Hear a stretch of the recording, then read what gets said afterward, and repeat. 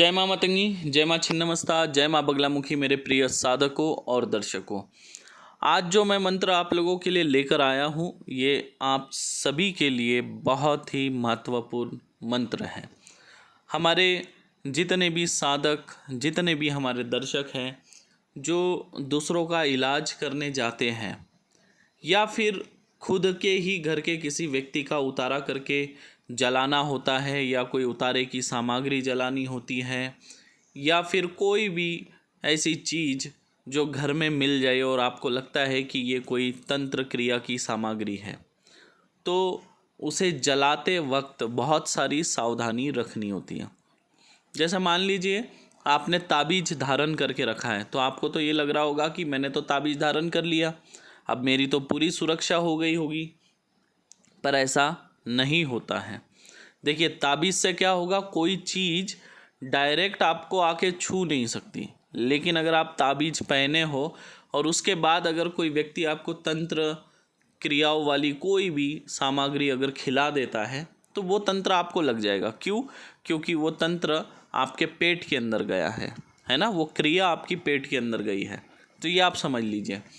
और अगर मान लीजिए आप कोई तंत्र की अशुद्धियों को जला रहे हैं, जैसे मान लीजिए आपके घर में कोई पुतला मिल गया या कोई और तंत्र की सामग्री मिल गई, नींबू मिल गया या और भी कोई चीज़ मिल गई, आप उसको जलाना चाहते हैं, और उसको जलाते वक्त आपको जो सावधानी रखनी होती है, वो सावधानी ये होती है कि उसका धुआं आपके नाक के माध्यम से आपके शरीर के अंदर प्रवेश ना करे। मतलब श्वास के माध्यम से, ऑक्सीजन के माध्यम से वो उसका धुआं आपके शरीर के अंदर प्रवेश नहीं करना चाहिए। अगर ऐसा होता है तो आपको वो तंत्र जाके आपके शरीर में लग जाएगा।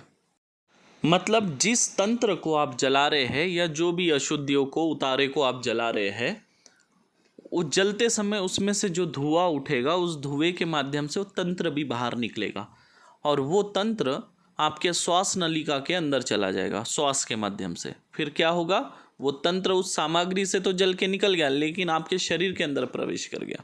जैसे मान लीजिए किसी व्यक्ति का आपने उतारा किया, वो रोग से पीड़ित है किसी, और आपने उसका उतारा करके जला दिया। उस समय अगर उसका धुआं उठ के अगर आपके श्वास नलिका में चला गया, तो आप भयंकर से भयंकर रोगों से ग्रसित हो सकते हैं। कई बार ऐसा होता है कि एकदम से आपको ये समझ में नहीं आता है, आप उतारे करते हो, लोगों को ठीक करते हो, उनके तंत्र की अशुद्धियों को जलाते हो, धीरे धीरे ऐसा होता है कि आपके शरीर में बहुत सारी गंदगी जमा हो जाती है, और वो एक साथ कोई बहुत बड़े बीमारी के रूप में आपके शरीर में उभर के आती है, और तब आपको पता भी नहीं चलेगा कि ये तंत्र के वजह से हुआ है। आपको तो लगेगा कोई शारीरिक बीमारी है, और इतनी बड़ी बीमारी हो जाएगी कि आप सोच भी नहीं सकते हैं। तो ये बड़ा खतरनाक है। तो जैसे मैंने आप लोगों को पहले ही कहा है कि सांप पकड़ना बड़ी बात नहीं है। सांप तो कोई भी बच्चा भी पकड़ लेगा, लेकिन क्या होगा, बाद में सांप काट देगा। तो सांप पकड़ना बड़ी बात नहीं है। सांप पकड़ने की कला आनी चाहिए इंसान को, कि जब हम सांप को पकड़े तो वो हमें काटे नहीं, उसके डंग से हम बच सके। ये सीखना सबसे ज़रूरी बात होती है। ठीक उसी तरह ये तंत्र विद्या भी है। इसमें आपको किसी को ठीक करना, किसी का बुरा करना कोई बड़ी बात नहीं है, कोई भी कर लेगा। लेकिन ये क्रियाओं को करते समय खुद की सुरक्षा करना सबसे महत्वपूर्ण इसका भाग है। अगर आप खुद की सुरक्षा नहीं करते हैं, तो धीरे धीरे जो है आपको इसका नुकसान भी होगा। याद रखिए, तंत्र काट करना या किसी को ठीक करना बोले तो बहुत ताकत लगती है, इसमें बहुत सुरक्षा का ध्यान भी रखना होता है। क्योंकि ये उस तरह है जिस तरह एक कांच की बोतल अगर आप उठा के दीवार की तरफ फेंकोगे, तो ब्लास्ट होके उसके टुकड़े आके आपके शरीर को लगेंगे।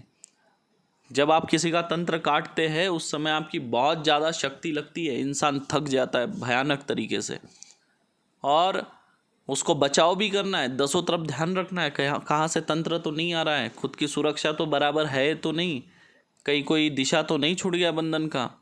ये सब बातों का ध्यान रखना होता है। अब इसमें ये जो मैं आज बताने जा रहा हूँ, इस पे ज़्यादातर लोगों का ध्यान नहीं रहता है। जबकि एक सफल तांत्रिक जो होगा, जो सच में एक सच्चा तांत्रिक होगा, एक सच्ची विद्या होगी, और सही में वो विद्या का प्रयोग करता होगा, तो उसके पास ये मंत्र जरूर होगा। अब ये जो मैं बंगाली मंत्र आपको दे रहा हूँ, ये भी स्वयं सिद्ध बंगाली मंत्र है।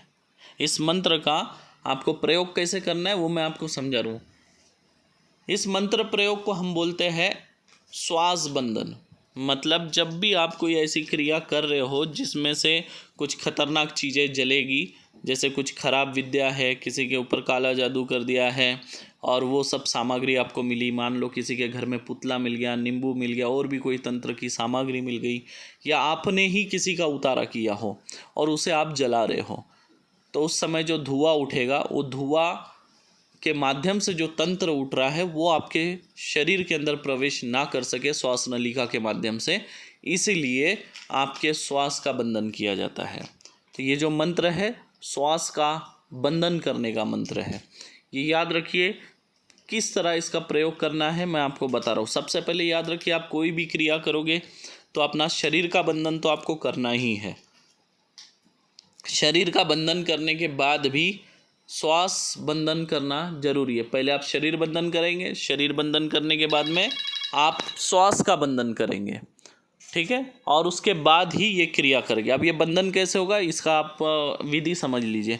जैसे आपने एक बार मंत्र पढ़ा, पूरा एक श्वास पे मंत्र पढ़ना है और अपने छाती पे फूंक मारना है, फिर एक बार मंत्र पढ़ना है, फिर अपने छाती पे फूंक मारना है। ऐसा 3 बार करना है। मतलब 3 बार मंत्र पढ़ना है, 3 फूंक मारना है अपने छाती पे और 2 फूंक एक्स्ट्रा मारना है, ठीक है। इस तरह जब आप करोगे तो आपका जो है श्वास नलिका का बंधन हो जाएगा। ये मंत्र देखिए स्वयं सिद्ध है, इसे भी आपको सिद्ध करने की ज़रूरत नहीं है। और मेरी हमेशा कोशिश रही है कि आपको एक अच्छा तांत्रिक बनाओ, एक सफल साधक बनाओ। क्योंकि देखिए मैंने आपको आज तक जो भी मंत्र ज्ञान दिया है, जो भी बताया है, मैंने स्टेप बाय स्टेप बताया है। मैंने हमेशा कहा है आपको धीरे धीरे ऊपर की तरफ चढ़ना है। आप एकदम से एक पैर नीचे रखोगे और दूसरा पैर 10वें सीढ़ी पे रखोगे तो टांग टूट जाएगी। तो याद रखिए, आप लोग सीखिए, जन कल्याण करिए। मेरी हमेशा कोशिश है, मैंने हमेशा मंत्र दिया, कभी छल कपट से मंत्र नहीं दिया। मैंने जैसा मंत्र है वैसा ही मंत्र दिया, उसमें से कोई शब्द मैंने कभी छुपा कर नहीं रखा। क्यों नहीं छुपा के रखा? क्योंकि अगर मैं छुपा के रखूँगा, आप प्रयोग करोगे तो आपको फ़ायदा नहीं होगा। आज तक हमारे चैनल पे इतिहास है हमारे सब्सक्राइबर्स लोगों का या हमारे साधक लोगों का, उन्होंने हमेशा हमें बताया कि गुरुजी हम ये प्रयोग किए और सफल रहे हैं। और ख़तरनाक से ख़तरनाक प्रयोग में हमारे साधक और दर्शक जो है सफल रहे हैं। लेकिन दुख एक बात का है कि इतना मैं आप लोगों के लिए करता हूँ, निःशुल्क इतना मैं आप लोगों को सिखा रहा हूँ। 136 से ज़्यादा मंत्र भी आपको दे चुका और अभी कंटिन्यू है, देखिए और भी दे रहा हूँ, ये एक और मंत्र। पर आप लोग स्वार्थी स्वभाव से रहते तो दुख होता है। देखिए आप फीस तो नहीं दे रहे हो मुझे, आपसे मैं कोई पैसा तो नहीं ले रहा हूँ, लेकिन कम से कम गुरु दक्षिणा समझकर आप वीडियो को लाइक किया करें, कमेंट किया करें और हमारे वीडियो को शेयर करें। जितने भी आपके पास व्हाट्सएप ग्रुप है, इस अघोर मार्ग फैमिली को बढ़ाइए, है ना, क्योंकि आप इस परिवार के सदस्य, आपका फ़र्ज बनता है। ये आपसे कोई चार्ज नहीं लिया जा रहा है, आपको खुले मन से विद्या सिखाई जा रही है और आप लोग कमेंट नहीं करते, लाइक नहीं करते, सीधे चले जाते, तो बड़ा दुख होता है। फिर लगता है कि भाई मैं किसके लिए वीडियो बना रहा हूँ, स्वार्थी लोगों के लिए। तो जो लोग भी इस वीडियो को देख रहे हैं, आप लोग लाइक करें, हमारे अगर चैनल पे आप नए हैं तो चैनल को सब्सक्राइब करें, हमारे वीडियो को शेयर करें, जितने आपके पास व्हाट्सएप ग्रुप है उन सभी ग्रुपों में। और कुछ दिनों से मैं थोड़ा व्यस्त था, तो आप लोग नाराज़ मत होइए, क्योंकि मैं बहुत ज़्यादा व्यस्त था तंत्र काट के कार्यक्रम में। और एक बात आप सभी दर्शकों से कहना चाहूँगा, देखिए आप केवल मंत्र के वीडियो से ही अपेक्षा मत रखिए। आप अगर साधक बनना चाहते हैं, आगे बढ़ना चाहते हैं, तो तंत्र काट के वीडियो भी देखिए, उसमें आपको सीखने मिलेगा, बहुत कुछ सीखने मिलेगा कि किस तरह भूत प्रेत लगते हैं, किस तरह क्रियाएं होती है, इंसान के जीवन में कितना तकलीफ़ होता है, उसे कैसे दूर किया जाता है। कई बार देखने से बहुत सी चीज़ें समझ में आती है, क्योंकि आपको इस राह पे चलना है। कुछ लोग बस सिर्फ मंत्र का वीडियो मिलेगा तो वीडियो देखेंगे, बाकी तंत्र काट का दूसरा वीडियो आएगा तो नहीं देखेगी। ऐसा स्वार्थी स्वभाव क्यों रखते हो आप लोग? हर वीडियो को देखिए, कम से कम पूरा नहीं देख सकते तो थोड़ा सा तो देखिए दूसरे वीडियो को, और उसको लाइक करिए, कमेंट करिए, चैनल को आगे बढ़ाइए। आशा करता हूँ इस वीडियो पे मुझे कम से कम 2000 कमेंट और 10,000 लाइक मिलेंगे। चलिए, जय माँ मातंगी, जय माँ छिन्नमस्ता, जय माँ बगलामुखी। खुश रहे, खुद का ख्याल रखें।